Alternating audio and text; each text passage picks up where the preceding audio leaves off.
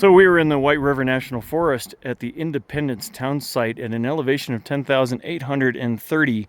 And as you can see on the sign, and as I was just told by someone who is stationed here, and a really cool person.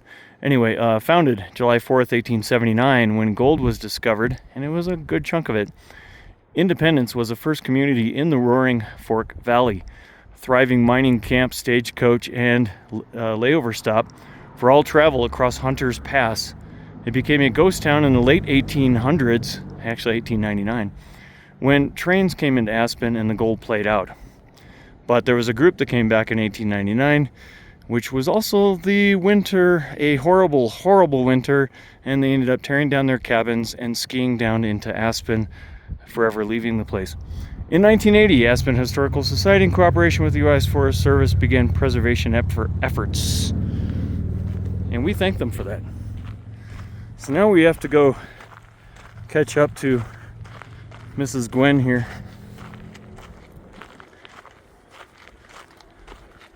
I told her it was a 2-mile hike to the place, and hopefully I was wrong.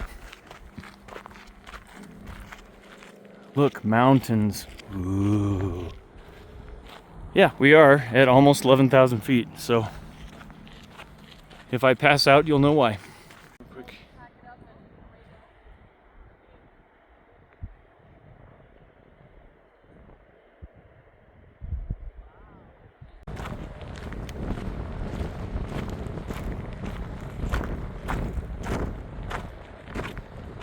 Oh, this is gorgeous.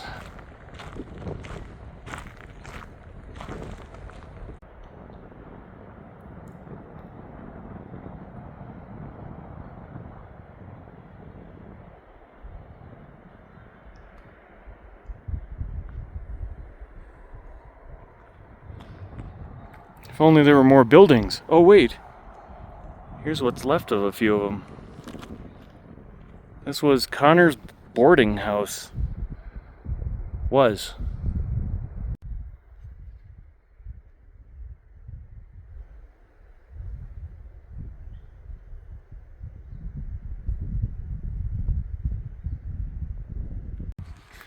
So for any of you out there that's a postmaster, here's a good way to confuse you.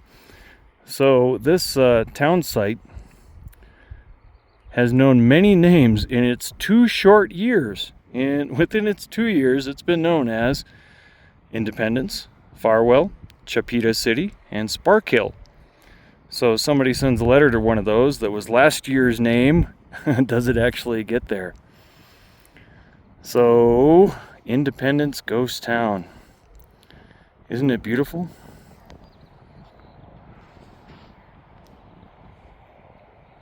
So this is the middle of July, and we still have these beautiful flowers.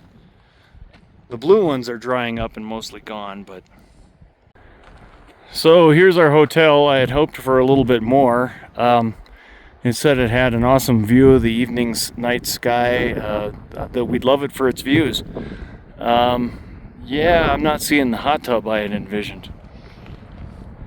This would be the Ackerman's Independence Hotel.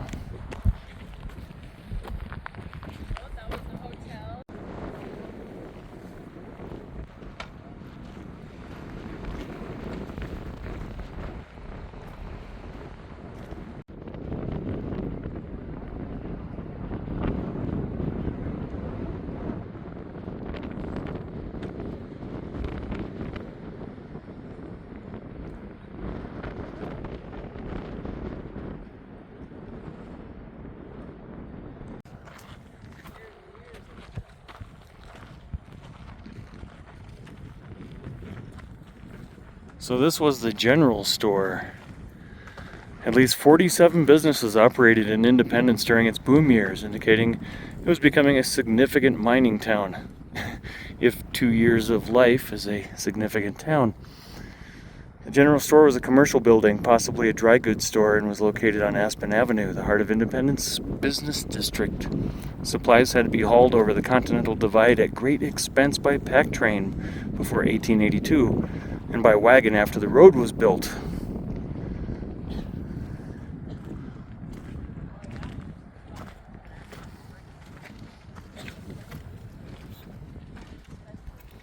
Surprised this door hasn't broken the glass. Can we see anything at all? Yeah, a little bit. There's a couple of barrels in there. The window almost opens. Okay, what I was just saying about the door breaking the glass, well, I didn't look up, so there it is. Somebody broke the glass, which means you can see inside even better now.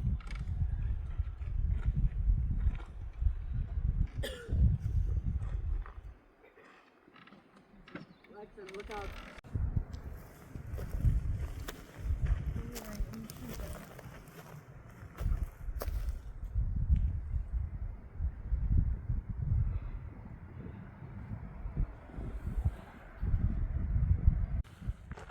Here's an interesting cabin.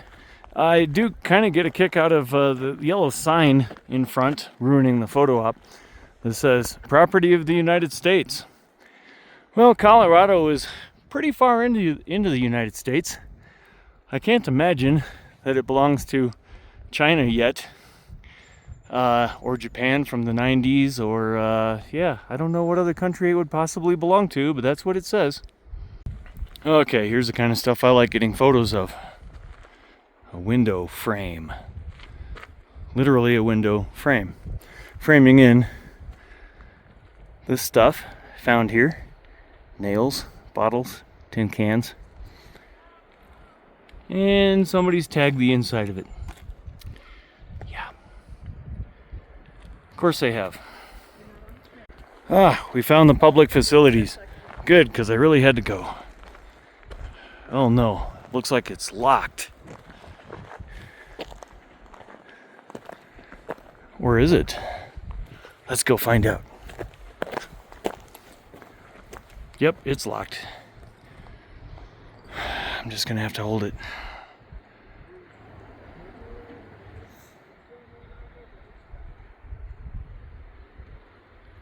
Sun has come out, and here's our view right here. Let's see what it says on this door. Why, this cabin must have been my cabin. Danger is my middle name.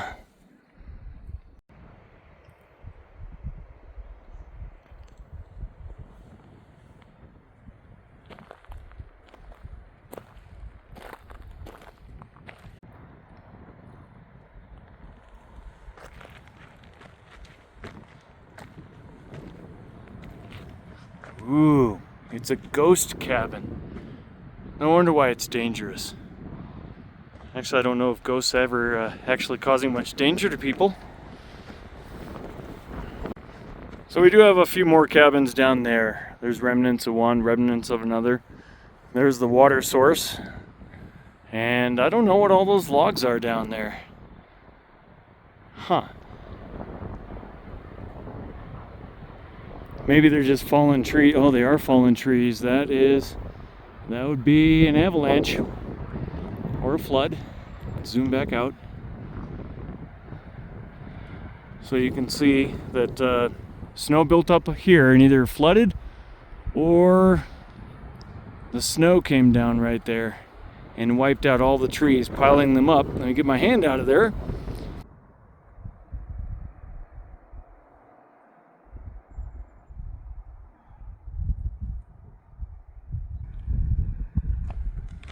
You want to see inside, don't you?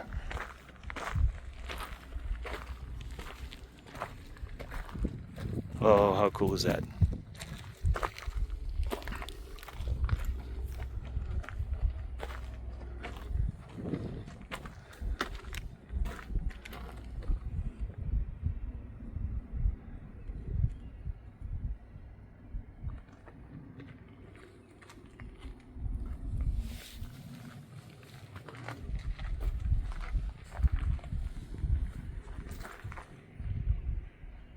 Looks like we had a bit of a fire over here too.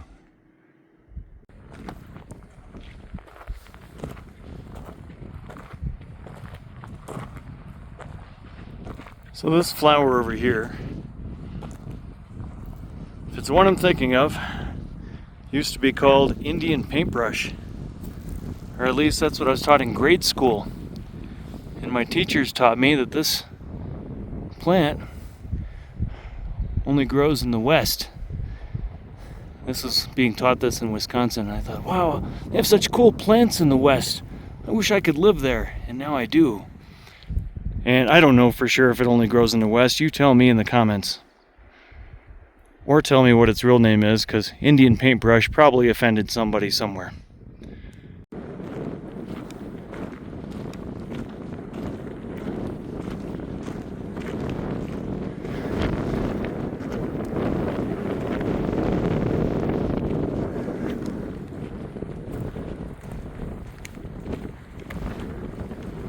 It's part of the trail?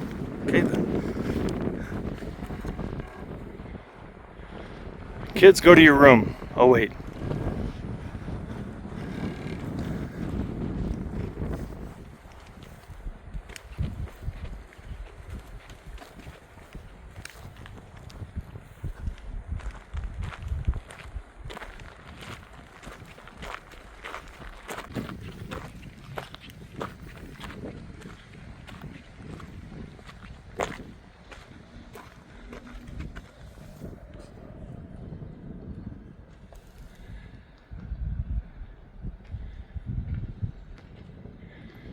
Fancy house, they had an attic.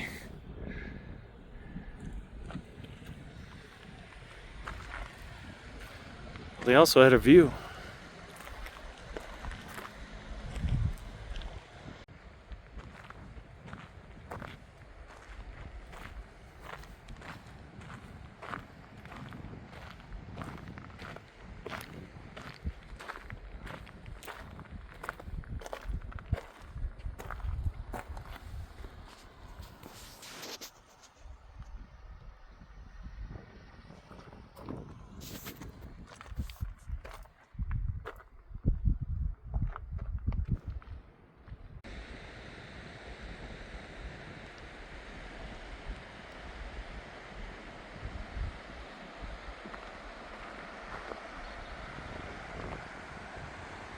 So I wonder where the mines were. Were they close, or were they up in those hills way up there and they had to march there every morning?